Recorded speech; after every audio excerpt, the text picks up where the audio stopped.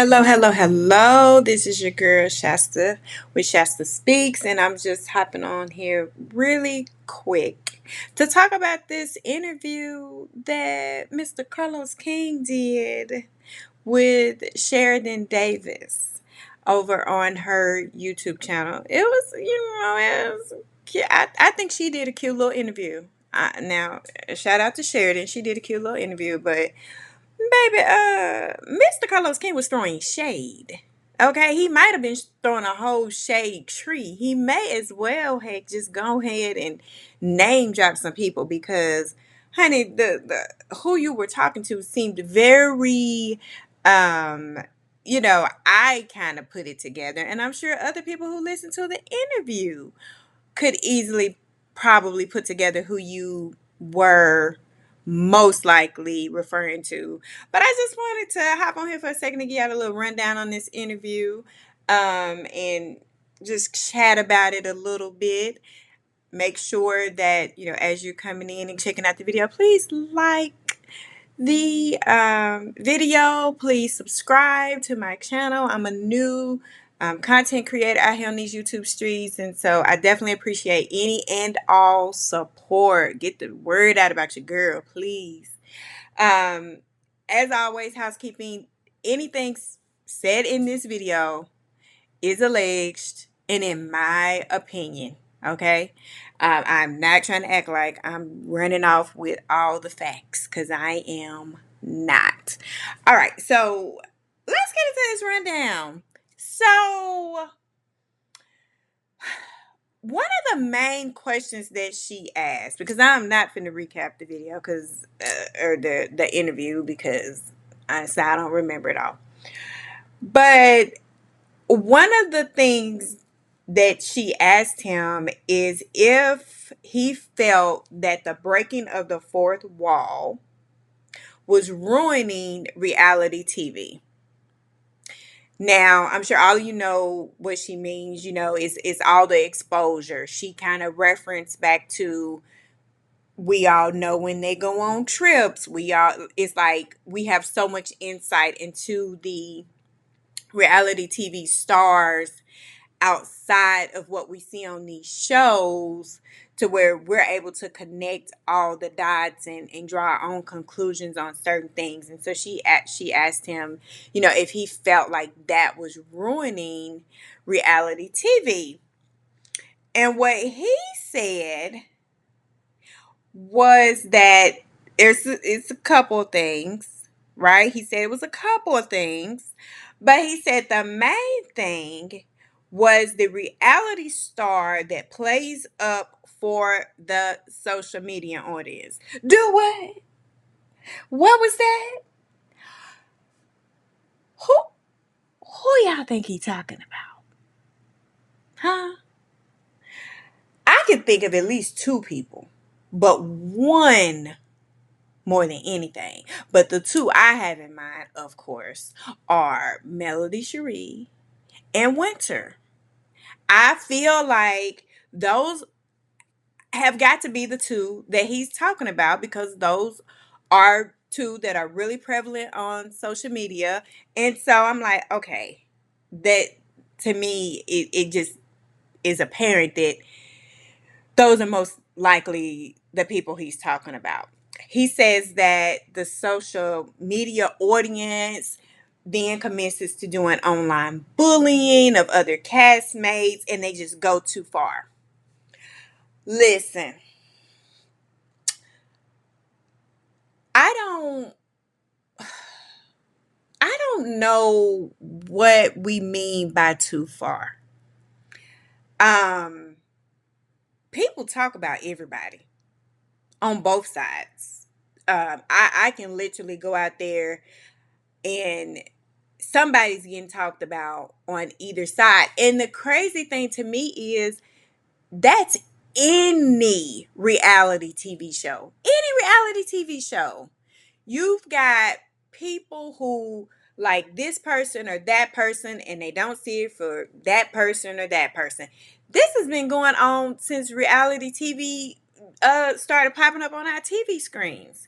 So I would like to know what the definition of too far is, because it's like, what is too far? What is wrong with me throwing my support behind whatever cast member from that show I resonate more with? Right? Is that not what we do anyway? Um, but I definitely feel like that was shade being thrown at more, and I really feel like more so to Melody and towards the millimeters. And it's like, what is the deal with Love and Marriage Huntsville and the millimeters? Because listen, love or hate the millimeters, they are a part of the fan base for that show. They are what made the show as successful as it has been. Does anyone think that this show would be the number one show on OWN without the support of the millimeters? Like, come on.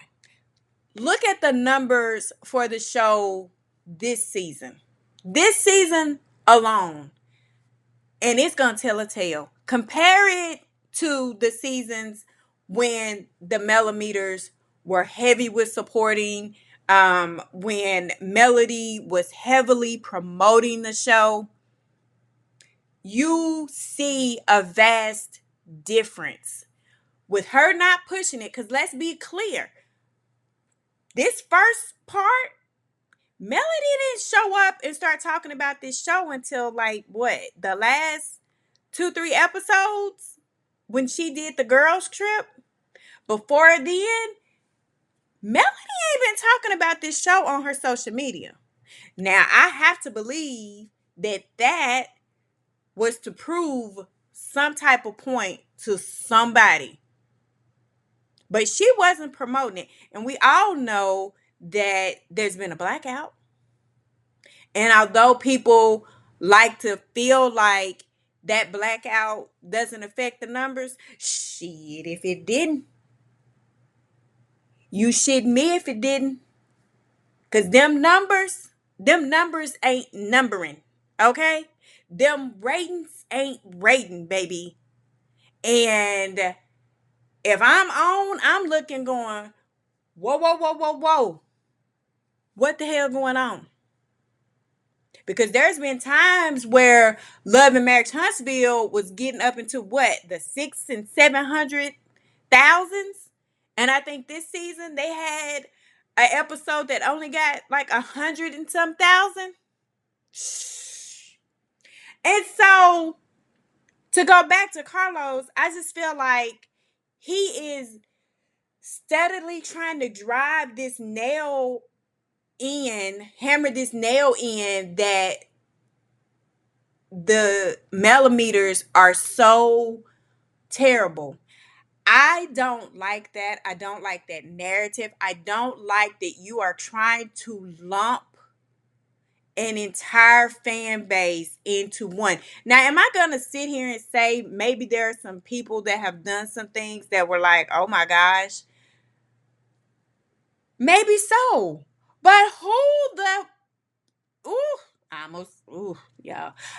Who said that that person was a millimeter? We cannot run around making assumptions that just because a person may not like some of the other cast, then they're automatically a millimeter. And that if they're a millimeter, then they out here doing all kind of ish to people. That's not a fair assumption. It is never a fair assumption to lump anybody into one thing. Don't lump me in nothing. You know what I'm saying? Don't put me over in something because you're making assumptions. You know what they say about assumptions. All right? I truly believe that. Like all these things that are being thrown out. We saw it this season. every other scene, every almost every castmate has something to say about a millimeter. Oh, I'm not going to the podcast night because the millimeters are going to be there and they're going to be mean to me. What? Do what? Like, are we talking about adults still? Or are we talking about children? Like, come on.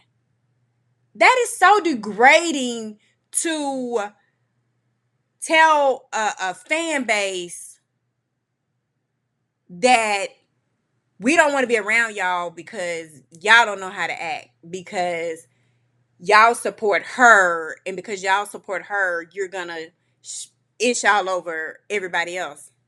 Really? No. I don't think that that's what that means.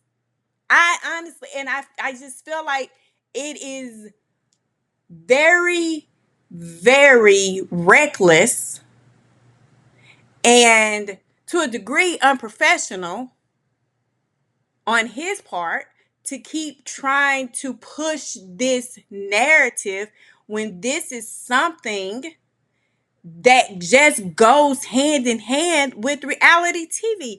And his messy ass ought to know that. He's been in mess his whole career.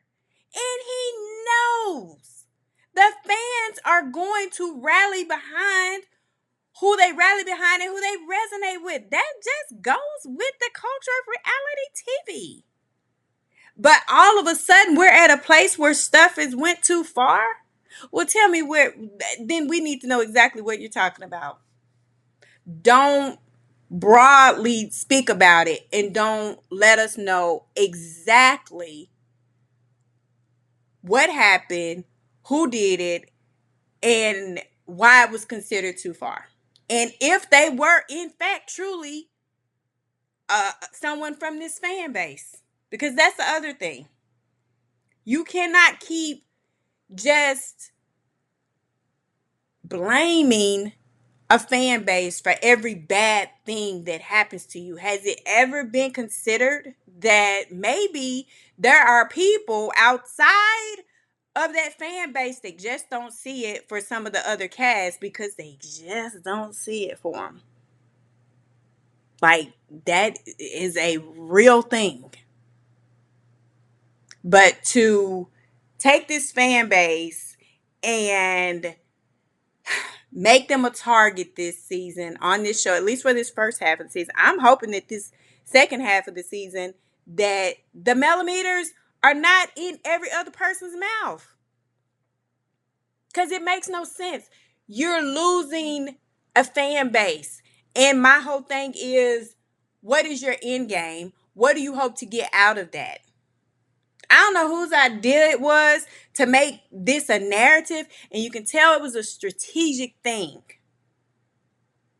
Because when you go back and you look episode after episode and how they kept coming up in random conversations, they came up in the conversation with Destiny and Tisha at the beginning about why they weren't going to the podcast, which we later learned that's not even the reason they weren't going. Because Melody definitely exposed that on her TikTok, that there was contract issues. So that has already been debunked. And we also learned that when that scene was made, it was after the podcast had already happened. So it didn't even make sense to say that. Then we got the Marceau and Maurice talking to Martell. And they bringing up the fan base. And Marceau talk, they're this, they're deplorable, they're blah blah blah. When Marceau and Mel talk, Marceau started with that whole fan base thing again, calling them mindless and calling the millimeters deplorables and this and that, and she had to check him. All right. She had to go ahead and check him. Then when Mel was talking to Kimmy and Tisha, Kimmy talking about they're mean to us. What?